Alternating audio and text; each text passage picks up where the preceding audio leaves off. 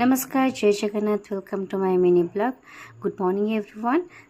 तो सकाल सकाल आप देखुथे गोटे पूरा दृश्य। तो भाई भाई जाक एमती शोचे बिल्कुल भी उठुना मो मझे मझे आसिक से डाकुच कि शुणु ही नथिले। तो मुझे सफासफी करी से मझे मझे डाकु थी। खुशना रात उठे पड़ते से सकाल आसिक निद लगी जाइए। तो अंश के बार बार डाकुले से बिल्कुल न उठे पुणी उठे जाकि नहीं आसली कारण ब्रश करार था सहित खाइबार भी था। तो ब्रश करने से एमती खुशी प्रथम पलि आसे किंतु जिते ब्रश करे से केते कांदे टिके आपण मैंने देखंतु बोधे से सबुठ अधिक खाइला बेले आ ब्रश कला बेले ही कांदे आने टाइम एमती कि पड़े कि खंडिया खराब हेले माने हेले तो केबे भी कांदिबार देखिनी किंतु जिते से जोरे काटिबो से कांदिबो नाई तो केवल ब्रश कला बेले खाइला बेले ही कांदिबो। ता सहित मोर एतक सब काम सजाइला। तो मु चलीगली किसी ब्रेकफास्ट पाई। तो ब्रेकफास्ट आज किसी बन नी लेट होता सफासफी करके। तो आज आम डिसाइड करूँ समस्ते ब्रेड और चा खाइबू। तो मुझे चा बन देती सहित बाबा आज आनी गोटे ब्रेड जोटा कि प्रगति नुआ बाहरी।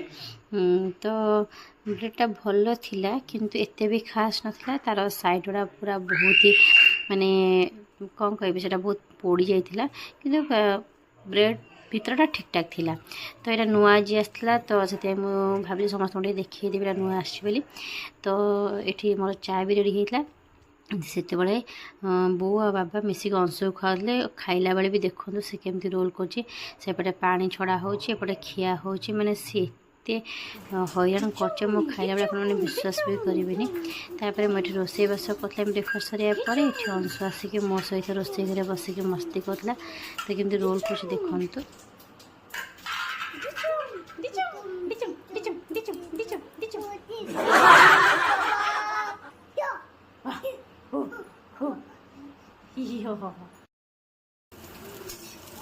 तो रोसे टाइम अंश आसी केमती मो सहित खेले मस्ती करते आपने भी देखिले। तो एमती सब चले। तो तापर लंच करदेली आज गोटे पोईर घांट करी सहित से अंडा सीझे से इवनिंग रे खाइबे बोली खुशना पुआ। तो यहाँ थी आज दिन जाकर ब्लॉग आर पार्ट 2 निश्चित आसो आप निश्चित देखिए। तो रहुची जय जगन्नाथ। सब्सक्राइब करने को जमा भी भूलिए।